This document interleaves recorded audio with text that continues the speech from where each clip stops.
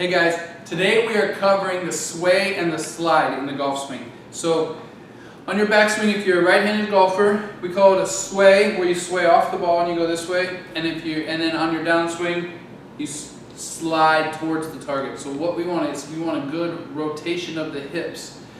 So two things that we look for in the body when somebody comes to us and says I sway or I slide. The one thing we want to look at is the mobility in their hip, how much internal hip rotation they have or how much their hip can turn in. And the other thing is how much glute strength they have to be able to control that. So I'm going to show you two great exercises if you have tight internal hip rotation or if you have weakness in your glutes. So better flexibility in that internal hip rotation on the right side, we do an exercise called the Stork Term. So what you do is you stand on your right leg and you can get something to support your balance if your balance isn't that great. And then we're going to put your left foot behind your right leg and you're just going to turn your lower body. So you want to try and turn your knee around your right leg. Be careful that your knee doesn't go out too much this way, because that could put a lot of stress on that knee. So kind of go easy, and you want to look to get as far over this way as you can. And you should feel that pulling in your right side. That's a great stretch for internal hip rotation on the right side if you sway.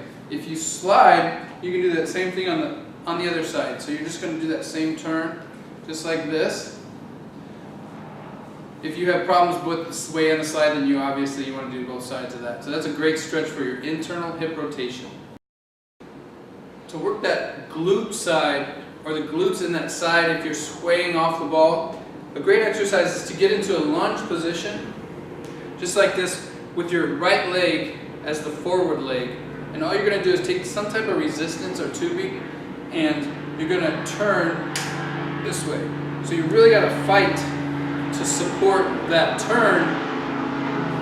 This right glute has to do all the work so you don't fall over. That's the same position your right leg is in the backswing. So this is a great exercise to feel that stability on that right side, to increase that motion or that strength in that glute there.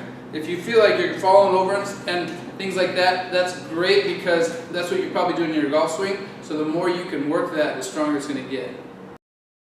So if you're swaying or sliding your golf swing, try those two exercises, one for a little bit of flexibility and another one for some stability to help with that lateral motion. So the first one was the stork turns. You want to do about 15 to each side on that one, and then the other one was the lunge with the rotation. So if you're swaying off the ball this way, put your right foot forward if you're a right-handed golfer, and then if you have that slide, you can also do the left foot forward with the most mobility away from that leg of the pull. So try those two exercises, and they'll help greatly with that sway or slide in your swing. We'll see you next time for another swing fall.